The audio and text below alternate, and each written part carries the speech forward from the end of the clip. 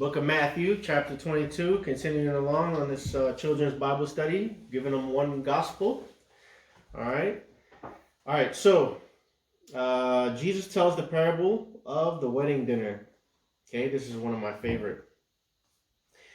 Jesus also told them other parables. He said, "The kingdom of heaven can be illustrated by the story of a king who prepared a great wedding feast for his son."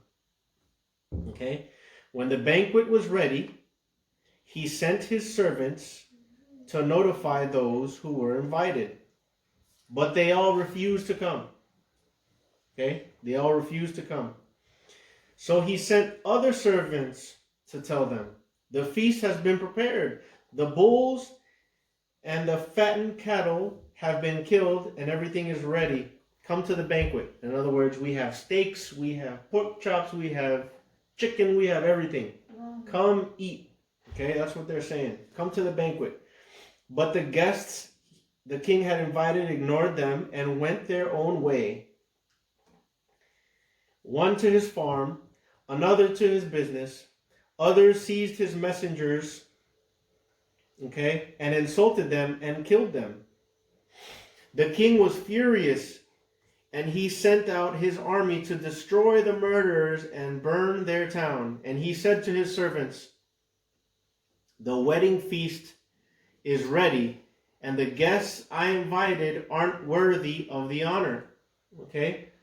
So the wedding feast is ready, and the people I invited, they shouldn't even be allowed to come. Okay?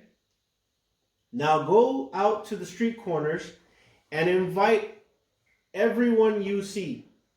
Okay? Invite everyone you see. Okay? So the servants brought in everyone they could find, good and bad alike. And the banquet hall was filled with guests.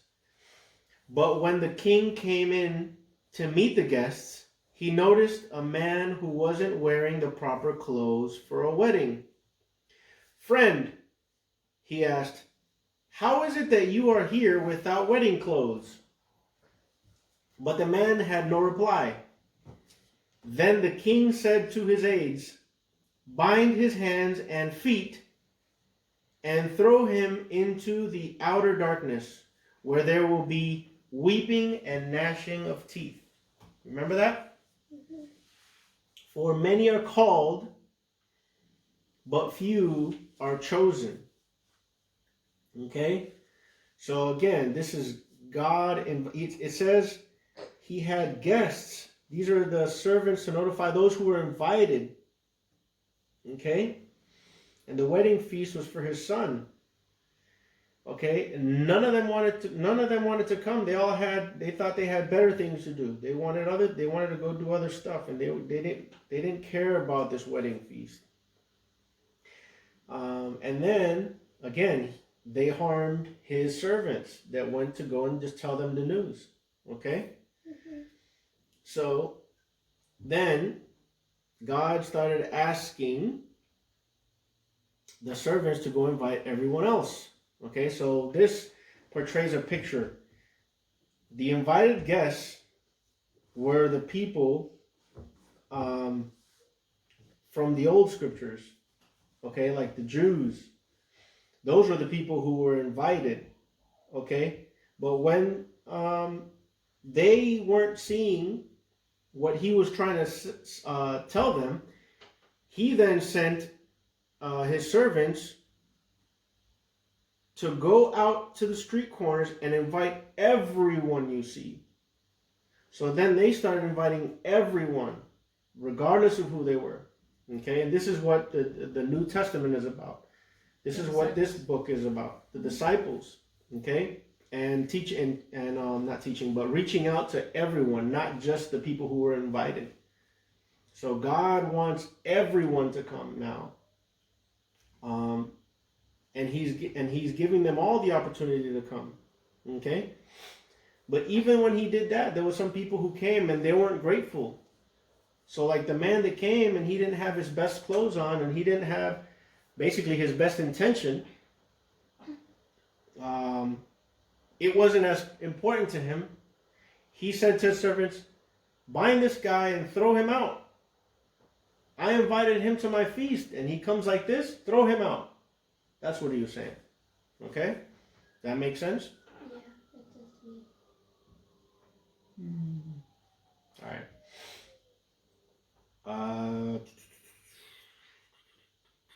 You want to take 15? Sure. Yeah. Then the Pharisees went and plotted how to trap him by what he said. So they sent their disciples to him, along with the Herodians. Teacher, they said, we know that you are truthful and teach truthfully the way of God. You don't care what anyone thinks, nor do you show partiality. Tell us then, what do you think?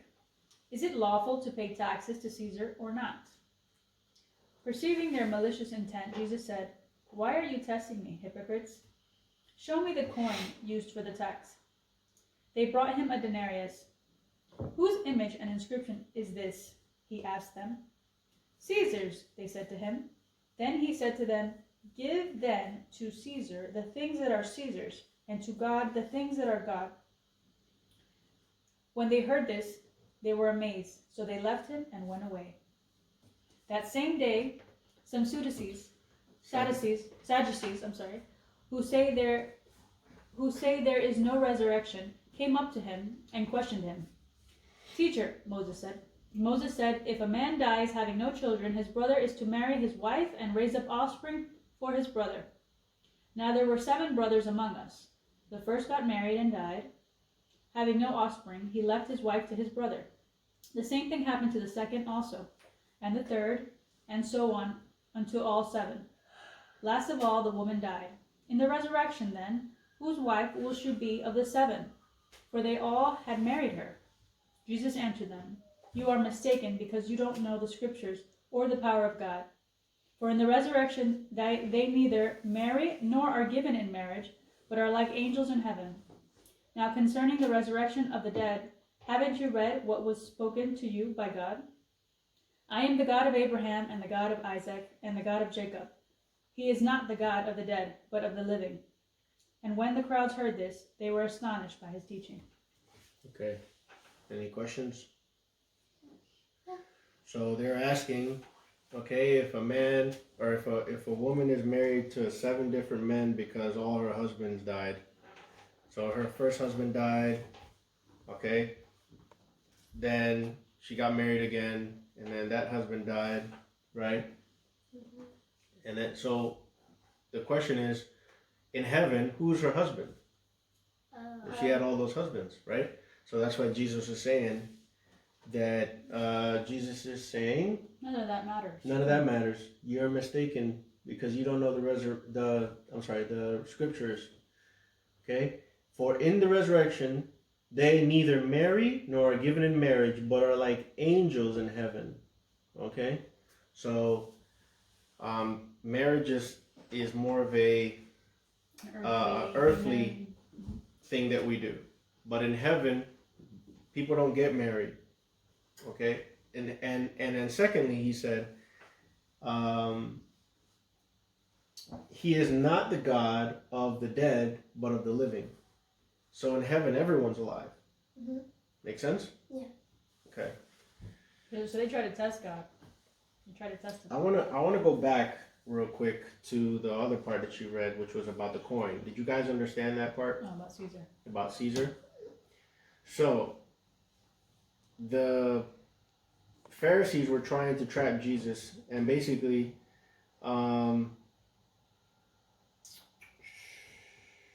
they were the disciples that they had sent. Were asking, why do you if you basically, we know you're honest. They said you teach the way of God truthfully. You are impartial and don't play favorites. Now tell us what you think about this. Is it right to pay taxes to Caesar or not? Okay. And then he says, "You hypocrites, why are you trying to trap me?" So he's telling them, "I know what you're trying to do. Why are you doing that? Why are you trying to trap me?" And he says, basically, he's saying, "I pay taxes because give me that coin." And then they showed him the coin. He says, "Who is this coin? What's on this coin?" And they saw a picture of Caesar. And he said, "Okay, so then you give to Caesar what is Caesar's, and you give to God what is God's. This little coin has nothing to do with God," is basically what he was telling them. So I'm practicing respect. I'm living within the community. I'm doing paying the tax, which is the law of the land. But the law of God is most important, and that's what he was following. Okay, so just because you obey this, okay, because it's the law of the land, doesn't mean that you obey that more than you obey God. Okay? So he understood that they were trying to trap him, and he wasn't going for it. Okay? All right.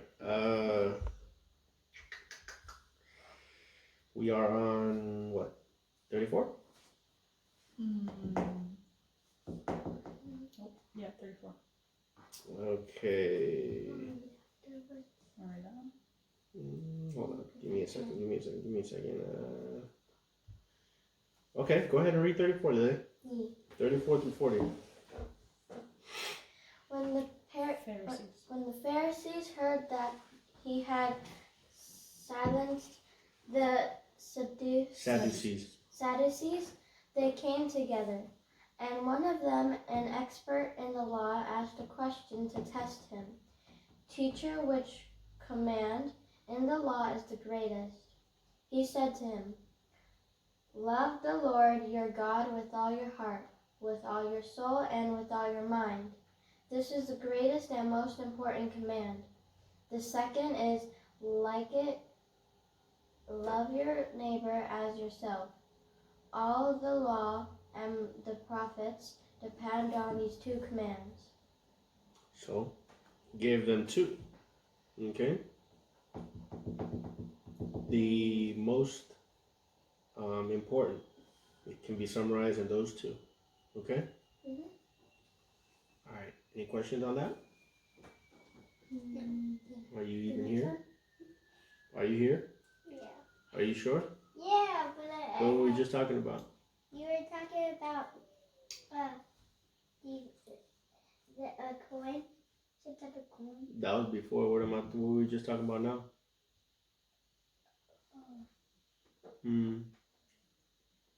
What are the two commands? What are the two commandments? The most important commandments. The most important commandments are Okay. You need to focus. You must love the Lord your God with all your heart, all your soul, and all your mind. Okay? You must love your God with all your heart, all your soul, and all your mind. Okay? This is the first and greatest commandment. What's the greatest commandment? Love your God with all your heart and all your soul. And your mind. Okay.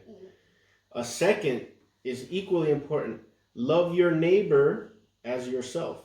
Okay? The entire law and all the demands of the prophets are based on these two commandments. Love your neighbor as yourself. So love those who are close to you, okay, as you would love yourself. Because if you treat somebody else badly, would you treat yourself badly? No. So treat others, okay, as you would treat yourself, with love and care, okay? Compassion. All right. Can I keep on reading? Where are we? Yeah, 41. Sure. Go ahead. 41. While the Pharisees were together, Jesus questioned them. "What do you think about the Messiah? Whose son is he?" They replied, "David's." He asked them, "How is it then that David, inspired by the Spirit, calls him Lord? The Lord declared to my Lord, 'Sit at my right hand until I put your enemies under your feet.' If David calls him Lord, how then can he be his son? No one was able to answer him at all, and from that day no one dared to question him anymore. Do you understand what that's saying? Be honest. Not really. No. Okay. So they asked him a question. What do you think about the Messiah? Okay. I'm sorry. Then, surrounded by the Pharisees, Jesus asked them a question. He asked them a question. My apologies. He asked them a question. He's testing their understanding. Yeah. What do you think about the Messiah? He's talking about himself. Okay. But he's using old context for them to understand. Whose son is he? They replied, he is the son of David, because they know that the Messiah would follow on the lineage of King David. Okay? Jesus responded, then why does David, speaking under the inspiration of the Spirit, call the Messiah my Lord? Okay? For David said, the Lord said to my Lord, okay, the Lord said to my Lord, sit in the place of honor at my right hand until I humble your enemies beneath your feet. So he's talking about somebody who came after him as his Lord. Okay? As his Lord. Okay? The Lord said to my Lord, sit in the place of honor at my right hand until I humble your enemies beneath your feet. Since David called the Messiah my Lord, how can the Messiah be his son? So we're talking about a difference between somebody being a physical son, like on earth, okay? He's not his actual son, because obviously Jesus came way later than David. But it's a lineage in the spiritual sense, okay? In the realm of King David. So he's on the lineage of King David. And this is... for any grown-ups that may be watching, this is basically to do with the prism of covenants that we as Christians know. So this was to basically further along the covenant that God made with King David. Okay? And Jesus fulfilled that lineage. Okay? So David, again, is speaking about somebody who would come after him and calling him Lord. Okay? All right. Any more questions on this chapter? No. All right. Cool. 22. 23, right? Oh, we're going to 23. Bye.